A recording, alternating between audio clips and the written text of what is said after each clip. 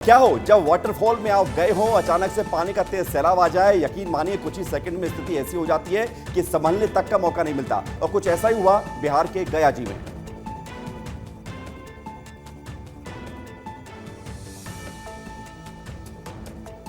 ये तस्वीर आपको दिखा रहे हैं बिहार के गया जी में। आप देख रहे हैं कि वाटरफॉल में अचानक कई लोग वहां पर मौजूद थे। अचानक से पानी का तेज बहाव आ गया और इसके बाद इस बहाव में लड़कियां फंस गईं। सबसे बड़ी बात यह रही कि वहां पर मौजूद युवाओं ने लड़कियों को बचा लिया। तस्वीरों में आप देख सकते हैं कि कैसे वाटरफॉल में दो अलग अलग जगहों पर लड़कियां फंसी हुई नजर आ रही हैं। को देखते ही देखते पानी इतना ज्यादा बढ़ गया कि किसी के पास संभलने का मौका तक नहीं मिला। सबसे बड़ी बात यह है कि इस वाटरफॉल में जितनी लड़कियां फंसी थी उन सभी को बचा लिया गया है। शुरुआती तौर पर आप देख सकते हैं कि इस वीडियो के वायरल होने के बाद तमाम तरह की प्रतिक्रिया भी सामने आ रही है और यह रील सोशल मीडिया पर खूब वायरल भी हो रही है।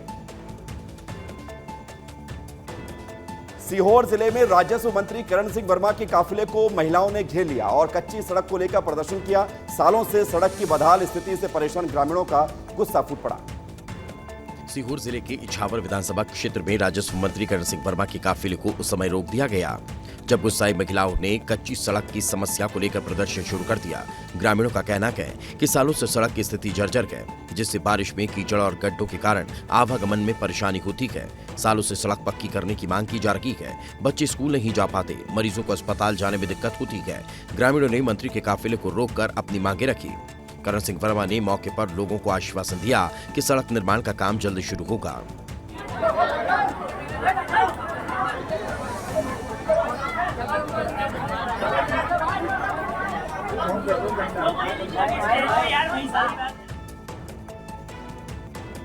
अगली रील है सहारनपुर से, जहां पर नदियों में बाढ़ से हड़कंप मच गया है। बरसाती नदी में बीचों बीच फंसा खनिज से लदा हुआ एक ट्रक ड्राइवर और कंडक्टर बमुश्किल जान बचाकर ट्रक पर चढ़ते हुए नजर आए। सहारनपुर में मूसलाधार बारिश ने हाहाकार मचा दिया। बरसाती नदियों में उफान के चलते कई इलाकों में बाढ़ जैसी स्थिति बन गई। इस बीच बूढ़ी यमुना नदी में खनिज से लदा हुआ ट्रक तेज बहाव में फंस गया और ड्राइवर और क्लीनर की जान खतरे में पड़ गई। लेकिन स्थानीय लोगों के सूझबूझ ने एक बड़ी अनहोनी को टाल दिया। स्थानीय लोगों ने तुरंत रस्सियों का इंतजाम किया और दोनों को सुरक्षित बाहर निकाला। इस दौरान आसपास के लोग भी मदद के लिए जुट गए। आपको ये भी बता दें कि बरसाती नदियों में उफान के चलते कई जगहों पर जल भराव की स्थिति बन गई है, जिसके चलते अब प्रशासन ने लोगों से नदियों और नालों के पास न जाने की अपील की है। लेकिन बारिश में लोगों को सतर्क और सावधान रहने की जरूरत है, क्योंकि ये तस्वीर न केवल खतरनाक है बल्कि ये भी दर्शा रही है कि बारिश के मौसम में ऐसी जोखिम भरी यात्रा कितनी खतरनाक हो सकती है। फिर एक स्कूल में टीचर की मांग को लेकर तालाबंदी हो गई। शिक्षा सत्र शुरू होते ही अलग अलग जगहों से अव्यवस्था या लापरवाही की तस्वीरें लगातार सामने आ रही है। ये तस्वीरें देखिए, जहां बरसते पानी में इस बीच माता पिता अपने बच्चों के भविष्य को लेकर चिंतित हैं। ये वीडियो धमतरी के जिला मुख्यालय से महज 6 किलोमीटर दूर बेंद्रा नवा गांव स्कूल का है, जहां बरसते पानी में बच्चों के पालक प्रदर्शन कर रहे हैं और शिक्षकों की मांग कर रहे हैं। आपको बता दें, शिक्षकों की कमी को देखते हुए पालकों ने स्कूल के मुख्य द्वार पर ताला जड़ दिया था। लेकिन अब शिक्षकों को लेकर पालकों की मांग पूरी हो चुकी है। विस्तार न्यूज की खबर का बड़ा असर हुआ है और यहाँ प्राथमिक और माध्यमिक स्कूल में 2 टीचरों की मांग की गई थी। वहीं आपको बता दें कि हेडमास्टर पंकज रावटे शिक्षा मिशन में अटैच थे, जिन्हें वापस बुलाने को लेकर तालाबंदी की गई थी। अब हेडमास्टर की नियुक्ति यहाँ पर कर दी गई है। पालकों की मांग पूरी कर दी गई है, जिसे लेकर पालकों ने अब स्कूल का ताला खोल दिया है। बच्चों में भी खुशी की लहर है। और आइए देखते हैं खबरों की रील में अगली खबर क्या है। अगली खबर अब बात करेंगे, ये तस्वीर आप देखिए। ये तस्वीर सामने आई हिमाचल प्रदेश के शिमला से, जहां पर बड़ा हादसा हो गया। भारी बारिश के बाद एक 5 मंजिला इमारत भर भरा कर गिर गई। अच्छी बात यह रही कि इमारत को पहले ही खाली करा लिया गया था। हिमाचल प्रदेश में मानसून ने तबाही मचा दी है। बीते 2 दिनों से लगातार हो रही मूसलाधार बारिश से जनजीवन पूरी तरह अस्त व्यस्त हो गया है। जगह जगह भूस्खलन, भवन गिरने और जलस्तर बढ़ने की घटनाएं सामने आ रही हैं। इस बीच राजधानी शिमला में बड़ा हादसा हुआ। भट्टा कुफर इलाके में 5 मंजिला इमारत चंद सेकंड में मलबे का ढेर बन गई, क्योंकि पास की अन्य इमारतों में भी दरारें दिखाई दे रही हैं। स्थानीय लोग इस हादसे का कारण पास में चल रहे 4 लेन सड़क निर्माण को मान रहे हैं, जिसने इमारत की नींव को कमजोर कर दिया। मौसम विभाग ने शिमला सहित हिमाचल के 10 जिलों में भारी बारिश का रेड अलर्ट जारी किया है। भूस्खलन और बाढ़ ने सैकड़ों लोगों को अवरुद्ध कर दिया है और कई गांवों का संपर्क टूट गया। वहीं इमारत ढहने का वीडियो अब सोशल मीडिया पर जमकर वायरल हो रहा है, जिसमें दिख रहा है कि कैसे एक मजबूत ढांचा पलक झपकते ही मलबे में तब्दील हो गया। उधर जबलपुर में एक 13 साल की नाबालिग ने अपने ही किडनैपिंग की ऐसी झूठी कहानी गढ़ी कि पुलिस और परिवार के होश उड़ गए। मां की डांट से नाराज होकर लड़की ने घर में फिरौती का लेटर भी छोड़ा, जिसमें लिखा था कि 14 दिन का वक्त है, 15 लाख दो, नहीं तो बुरा अंजाम होगा। जबलपुर के सदर इलाके में उस जगह के पास जहां पर ये नाबालिग लड़की बरामद हुई, एक ऐसी कहानी सामने आई है जो किसी क्राइम थ्रिलर फिल्म से कम नहीं है। मां की सख्ती और सोशल मीडिया से दूर रहने की नसीहत से नाराज 13 साल की लड़की ने अपने अपहरण होने का नाटक रचा, लेकिन पुलिस की मुस्तैदी ने इस साजिश का खुलासा कर दिया। 7वीं कक्षा की इस छात्रा को मां ने सोशल मीडिया और मेकअप से दूर रहने की हिदायत दी थी।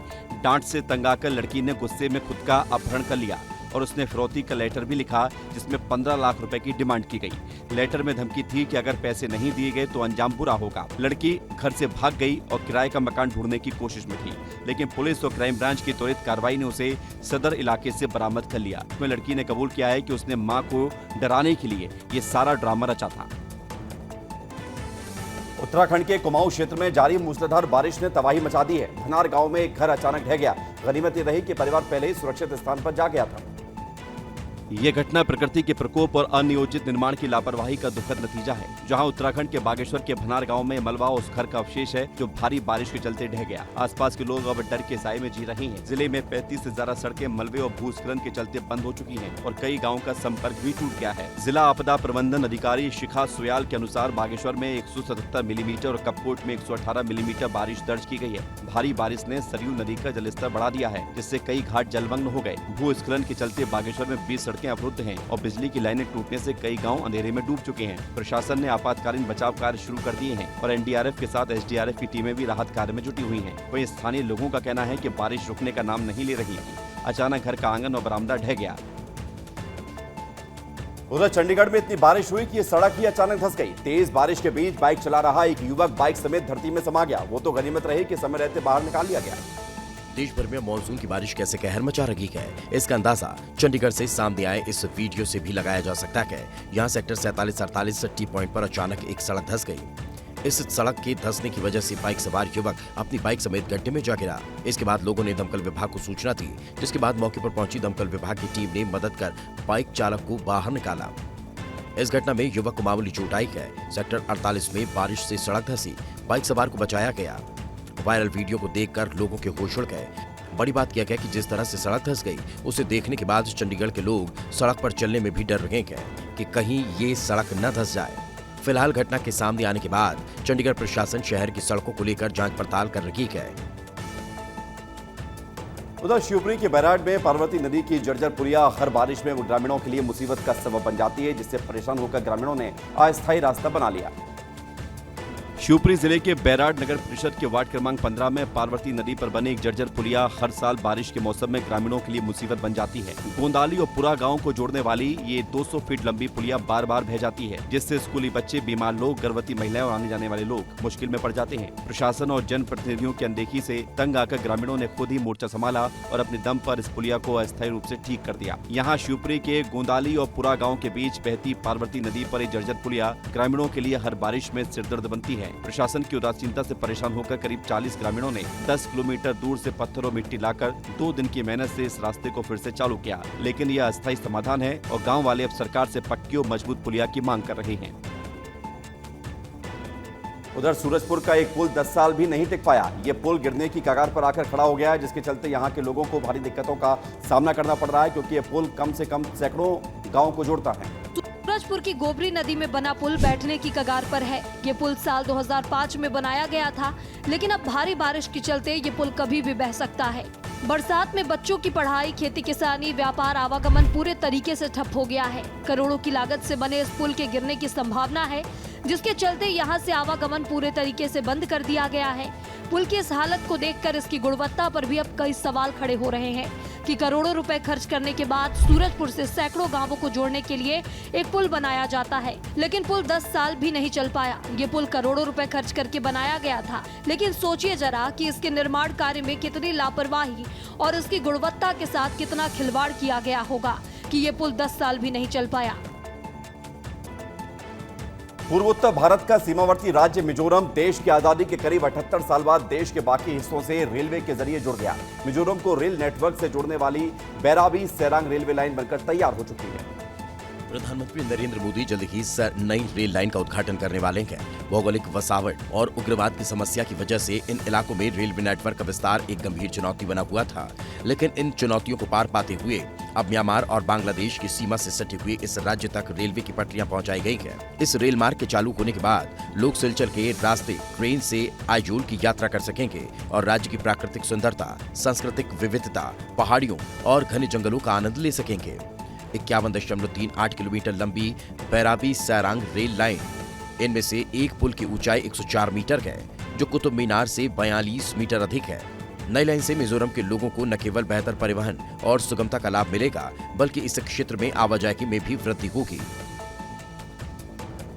अगली रील है छत्तीसगढ़ से, जहां पर कांकेर जिले में प्रधानमंत्री सड़क योजना के तहत बनाई गई सड़क की हालत खस्ता है। 10 किलोमीटर डामर सड़क निर्माण के अगले ही दिन 2 किलोमीटर का हिस्सा उखड़कर सामने आ गया, जिसके बाद ग्रामीणों ने विरोध किया। ये तस्वीरें देखिए, जहां करीब 1.5 करोड़ की लागत से बनी 10 किलोमीटर डामर सड़क निर्माण के अगले ही दिन 2 किलोमीटर का हिस्सा उखड़ गया। आमाबेड़ा क्षेत्र के चंगोटी के नागरबेड़ा मार्ग की ये सड़क लोगों की वर्षों पुरानी उम्मीद थी, लेकिन घटिया निर्माण ने सब पर पानी फेर दिया है।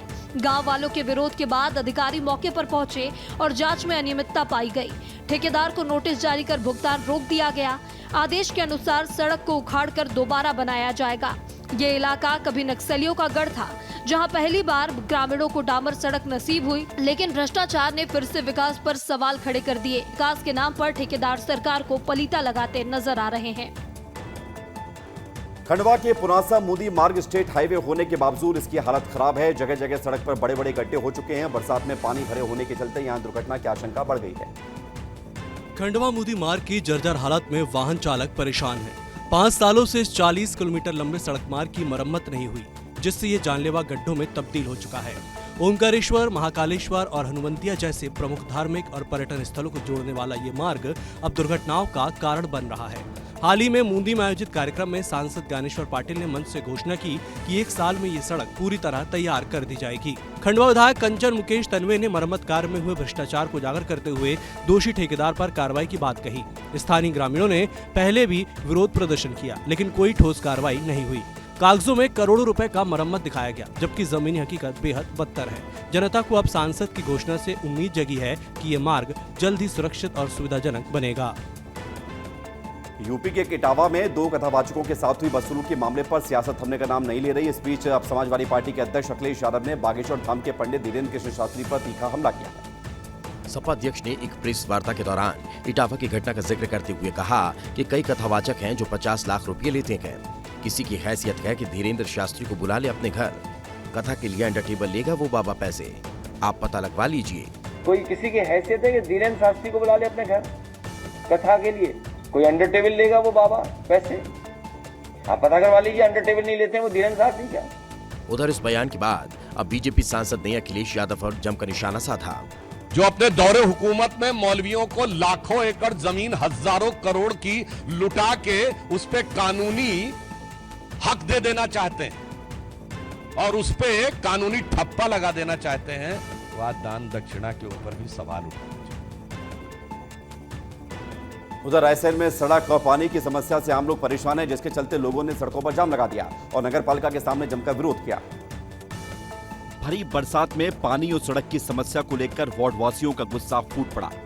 जी हां, हम बात कर रहे हैं रायसेन जिले की, जहां गुस्साए वार्ड वासियों ने नगर पालिका के सामने चक्का जाम कर दिया। वार्ड वासी पानी और सड़क की समस्या का समाधान करने की मांग पर अड़े हुए हैं। चक्का जाम में पुरुषों के अलावा महिलाएं भी बड़ी संख्या में शामिल हैं। दरअसल रायसेन के वार्ड नंबर 17 के रहवासी सड़क और पानी की समस्या को लेकर परेशान हैं। वार्ड के धनिया खेड़ी रोड के रहवासियों ने चक्का जाम कर दिया। पार्षद पर वार्ड की उपेक्षा का आरोप लगा रहे हैं। चक्का जाम की सूचना पर तहसीलदार हर्ष विक्रम सिंह और पुलिस अधिकारी मौके पर पहुंचे। नगर पालिका अध्यक्ष पति और विधायक प्रतिनिधि जमुना सेन भी लोगों से बातचीत कर रहे हैं। उधर सरगुजा क्षेत्र में हाथियों ने उत्पात मचाकर रखा है। यहां पर हाथियों का दल शहर के नजदीक पहुंच गया और उसके बाद लोगों में हड़कंप मच गया।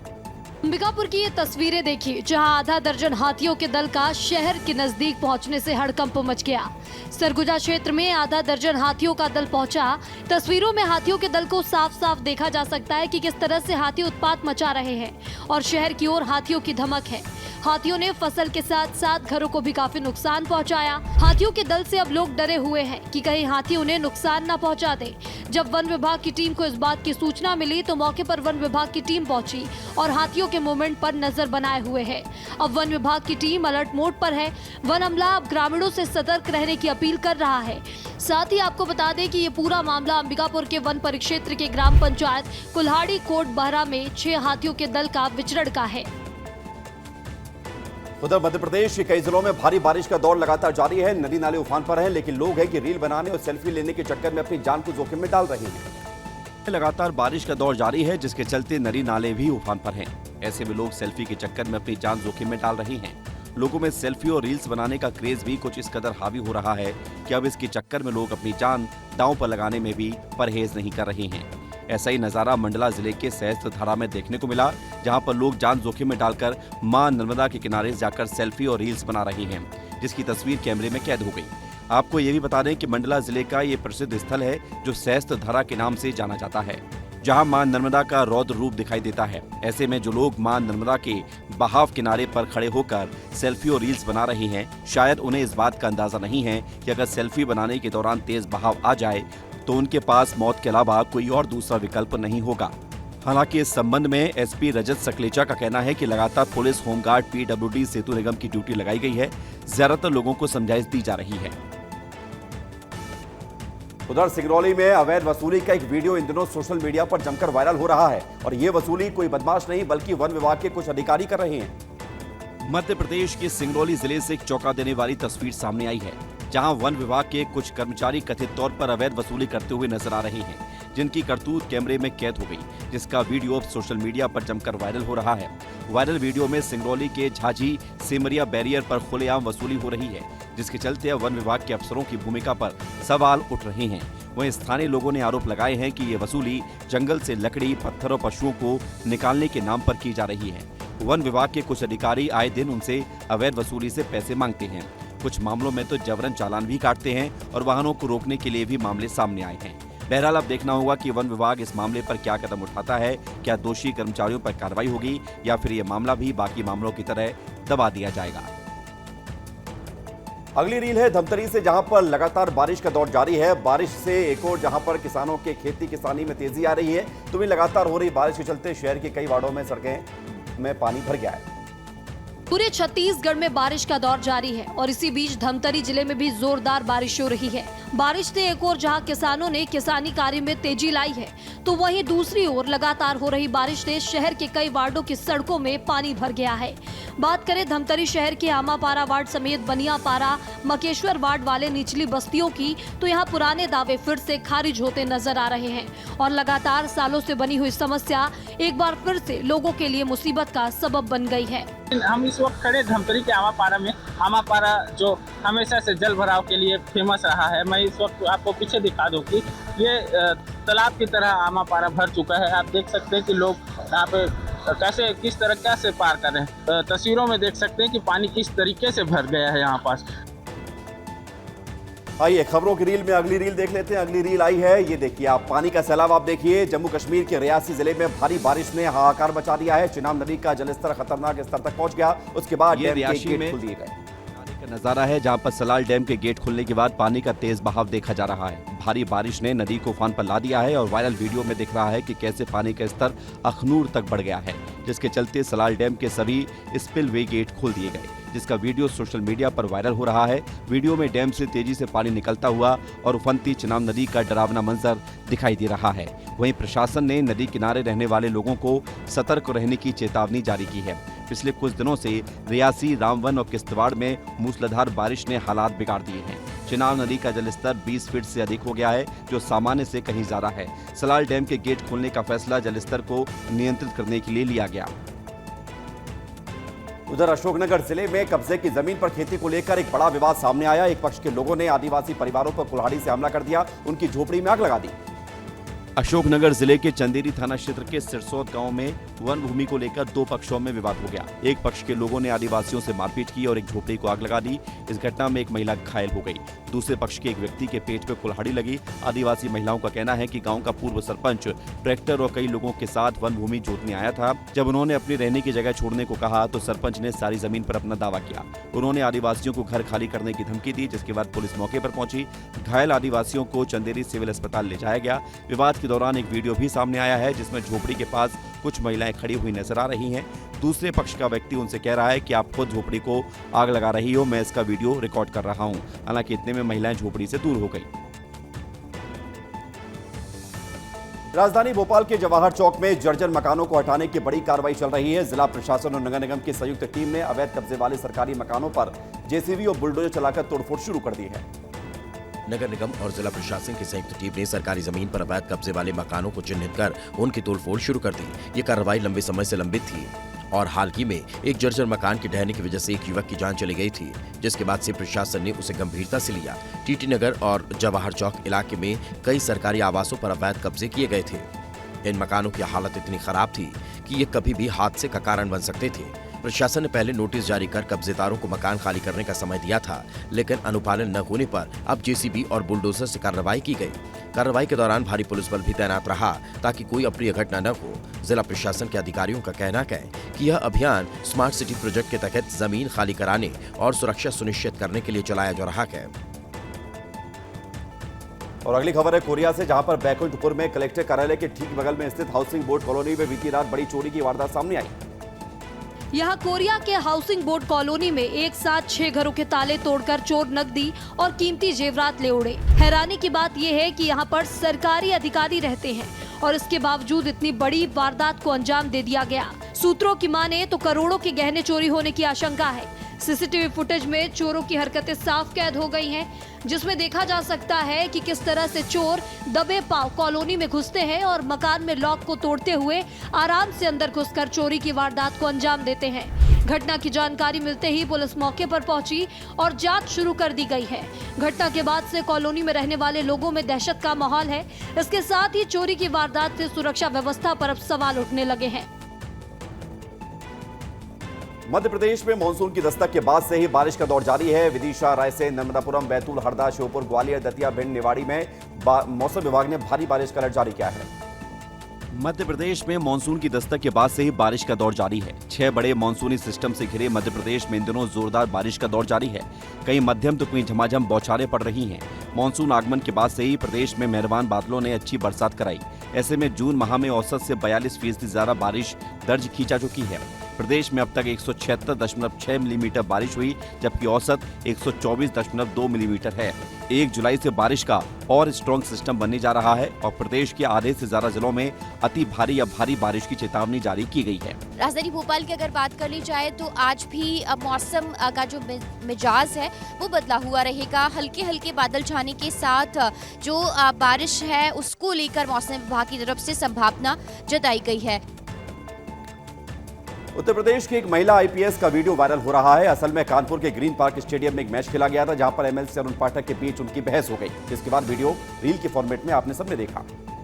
कानपुर के ग्रीन पार्क स्टेडियम में ऑपरेशन सिंदूर कप के तहत सांसद 11 और सेना 11 के बीच एक हाई प्रोफाइल क्रिकेट मैच का आयोजन हुआ और रक्षा राज्य मंत्री दानिश आजाद जैसे बड़े नेता शामिल हुए। लेकिन मैदान के बाहर बीजेपी एमएलसी अरुण पाठक और आईपीएस अंजलि विश्वकर्मा के बीच तीखी नोकझोंक हो गई, जो सुर्खियां बटोर रही है। वायरल वीडियो में आईपीएस अंजलि विश्वकर्मा और एसीपी कैंट से कहते हुए सुना गया, तुम रुको, मैं इन्हें एक कार्यक्रम में डील कर चुकी हूँ। इस डील शब्द पर एमएलसी अरुण पाठक भड़क गए और बार बार पूछने लगे, क्या डील किया? अंजलि ने जवाब में कहा, आपके पास कार्बाइन 5 हो सकती है, जिससे बहस और गर्मा गई। एमएलसी ने इसे लूज टॉक करार देते हुए जवाब मांगा, लेकिन कोई स्पष्ट उत्तर नहीं मिला। 1 जुलाई यानी कि कल से रेलवे के कई नियम बदल जाएंगे। किराया महंगा हो जाएगा। रिजर्वेशन चार्ज जो 4 घंटे पहले बनता था वो 8 घंटे पहले बनेगा। इसके अलावा तत्काल बुकिंग में भी नया नियम लागू होने जा रहा है। देखिए, मुसाफिरों को ट्रेन खुलने से 8 घंटे पहले पता चल जाएगा कि उनका टिकट कंफर्म है या नहीं। अभी आरक्षण चार्ट ट्रेन छूटने से 4 घंटे पहले तैयार होता है, जिससे प्रतीक्षा सूची वाले यात्रियों को असुविधा होती है। विशेषकर दूर दराज वाले यात्रियों को अंतिम समय तक स्थिति स्पष्ट न होने से समस्या होती है। नई आरक्षण प्रणाली दिसंबर 2025 तक लागू हो जाएगी। रेल मंत्री अश्विनी वैष्णव ने हाल ही में इन सुधारों की समीक्षा की है और कई बड़े निर्णय लिए गए हैं। दलालों पर अंकुश लगाने के लिए तत्काल टिकट बुकिंग को अत्यधिक व्यावहारिक बनाया गया है। इसके लिए IRCTC की वेबसाइट या ऐप पर रजिस्ट्रेशन कराना होगा। इसका सत्यापन आधार कार्ड या डिजिलॉकर में उपलब्ध अन्य सरकारी ID कार्ड्स के माध्यम से ही किया जा सकेगा। ये फैसला हाल ही में रेल मंत्री अश्विनी वैष्णव की अध्यक्षता में हुई समीक्षा बैठक के दौरान लिया गया। मध्य प्रदेश के डिंडोरी जिले के किसलपुरी गांव में पानी और बिजली की किल्लत से तंग आकर ग्रामीणों का गुस्सा फूट गया। ग्रामीणों ने चक्का जाम कर प्रशासन के खिलाफ हल्ला बोला। डिंडोरी जिले के किसलपुरी गांव में पानी और बिजली की किल्लत ने ग्रामीणों का सब्र तोड़ दिया। बीते 9 दिनों से नल जल योजना ठप होने और बिजली आपूर्ति बाधित होने से परेशान ग्रामीणों ने मंडला डिंडोरी हाईवे पर चक्का जाम कर दिया। खाली बर्तनों के साथ सड़क पर उतरे ग्रामीणों ने प्रशासन और बिजली विभाग के खिलाफ जमकर नारेबाजी की। दरअसल ग्रामीणों का कहना है कि 9 दिन से पानी नहीं आ रहा, नल सूखे पड़े हैं, बच्चों को पीने का पानी तक नसीब नहीं है, जिसके चलते ग्रामीणों के चक्का जाम से मंडला डिंडोरी हाईवे पर करीब 3 घंटे तक आवागमन पूरी तरह से ठप रहा। सैकड़ों वाहन सड़क पर फंस गए। कोठी थाना पुलिस मौके पर पहुंची और ग्रामीणों को समझाने की कोशिश की, लेकिन लोगों का आक्रोश कम होने का नाम नहीं ले रहा था। ग्रामीणों ने मांग की है कि जब तक पानी और बिजली की समस्या का स्थायी समाधान नहीं होगा, वे सड़क से नहीं हटेंगे। शिक्षा के क्षेत्र में लाख कोशिशों के बावजूद जमीनी स्तर पर हालात शर्मनाक होते जा रहे हैं। इसकी वानगी उस वक्त देखने को मिली जब सीधी जिले में बच्चों को बांटने के लिए आई सरकारी किताबें सैकड़ों की संख्या में कबाड़ में नजर आई। ये मामला सेमरिया का है और इसका खुलासा तब हुआ जब एक ऑटो में बोरी भरकर ले जाई जा रही किताबों को ग्रामीणों ने रोका। पूछताछ में खुलासा हुआ कि ये किताबें CM राइज स्कूल के शिक्षक कृष्णचंद्र मिश्रा के द्वारा सरकारी स्कूल की किताबें हैं, जिन्हें कबाड़ी को 10 रुपए प्रति किलो के हिसाब से रद्दी बताकर बेच दिया गया। जब ग्रामीणों ने इसका विरोध किया तो किताबों सहित ऑटो को थाने ले जाया गया। वीडियो में किताबों की स्थिति साफ तौर पर देखी जा सकती है। शिक्षकों की इस करतूत ने शिक्षा प्रणाली पर भी कई बड़े सवाल खड़े किए हैं। वहीं जब पत्रकारों ने इस मामले में प्रभारी प्राचार्य अनिल मिश्रा से बात की तो उन्होंने शुरुआत में बचाव करते हुए इन किताबों को प्रोजेक्ट वर्क बताया, लेकिन ग्रामीणों के द्वारा दिखाए गए वीडियो और सबूतों के सामने उनका ये तर्क जल्द ही दम तोड़ता हुआ भी नजर आया। उधर मध्य प्रदेश के रीवा में आंगनवाड़ी पोषण आहार में गड़बड़ी के मामले में खबर का बड़ा असर हुआ है। महिला एवं बाल विकास मंत्री निर्मला भूरिया ने तत्काल जांच के आदेश दे दिए हैं। रीवा जिले के पहाड़िया टेका होम राशन प्लांट में गर्भवती महिलाओं और बच्चों के लिए बनाए जा रहे पोषण आहार में गंभीर अनियमितताओं का खुलासा विस्तार न्यूज की खबर में हुआ है। वायरल वीडियो में दिख रहे सड़े गले अनाज को पैरों से रौंदकर पोषण आहार तैयार किया जा रहा था, जो रीवा संभाग की 100 से अधिक आंगनबाड़ियों में सप्लाई होता है, जिस पर अब मंत्री निर्मला भूरिया ने संज्ञान लिया और मामले को गंभीरता से लेते हुए अधिकारियों की विशेष टीम गठित कर रीवा रवाना की गई, जहां जांच रिपोर्ट मिलते ही दोषियों पर सख्त कार्रवाई की जाएगी। जिसके बाद अब सबकी नजरें जांच टीम की रिपोर्ट पर टिकी हुई है कि क्या इस घोटाले में दोषी सलाखों के पीछे होंगे और क्या गर्भवती महिलाओं और बच्चों को गुणवत्तापूर्ण पोषण आहार मिल पाएगा। 3 जुलाई से आरंभ होने वाली अमरनाथ यात्रा को लेकर जम्मू कश्मीर में सुरक्षा के कड़े इंतजाम किए गए हैं। सीमा क्षेत्रों और हाईवे पर विशेष नाके भी स्थापित किए गए हैं। 3 जुलाई से 38 दिनों तक चलने वाली ये यात्रा 2 मार्गों से होकर गुजरती है। एक अनंतनाग जिले में पारंपरिक 48 किलोमीटर लंबा पहलगाम मार्ग है, दूसरा गांदरबल जिले का 14 किलोमीटर लंबा बालटाल मार्ग। ये छोटा लेकिन खड़ी चढ़ाई वाला रास्ता है। ये दोनों ही रास्ते 3880 मीटर ऊंचे अमरनाथ गुफा मंदिर तक जाते हैं। 7 दिन 24 घंटे गश्त के अलावा BSF निगरानी उपकरणों, रात के समय अंधेरे में देखने में मदद करने वाले उपकरण, ग्राउंड सेंसर और उच्च क्षमता वाले कैमरों के साथ इलाके की निगरानी हो रही है। इधर जम्मू कश्मीर के उपराज्यपाल मनोज सिन्हा ने 3 जुलाई से शुरू होने वाली वार्षिक अमरनाथ तीर्थ यात्रा की व्यवस्था से जुड़ी हुई तैयारियों की समीक्षा की। अभी उन श्रद्धालुओं के लिए पंजीकरण चल रहा है जिन्होंने अभी तक ऑनलाइन मोड के माध्यम से यात्रा के लिए पंजीकरण नहीं कराया है। अपनी मेहनत पर पानी फिरता देख भला किसे अच्छा लगता है। साल भर की मेहनत कर फसल उगाओ और फिर वो लापरवाही की भेंट चढ़ जाए। मारवाही धान खरीदी केंद्र के समिति और प्रशासन की लापरवाही के कारण बारिश में करीब 800 क्विंटल धान खराब होने की कगार पर है। खुले आसमान के नीचे रखे लगभग 1400 बोरियों में भरे धान बारिश में भीगकर अंकुरित हो गए और कुछ सड़ने की कगार पर है। जिला सहकारी समितियों द्वारा समर्थन मूल्य पर किसानों से धान की खरीदी तो की गई, लेकिन खरीदे गए धान का समय पर उठाव न होने के कारण धान की बोरियां खुले में ही पड़ी रही। किसानों और स्थानीय जनप्रतिनिधियों ने इस लापरवाही के खिलाफ कड़ा रुख अपनाया है। उन्होंने जिम्मेदार अधिकारियों और कर्मचारियों पर उचित कार्रवाई की मांग की है। हालांकि दिक्कतों का हवाला दिया गया है, लेकिन परेशानी है तो समाधान भी तो होगा। देखने वाली बात होगी कि कार्रवाई कब तक हो पाती है।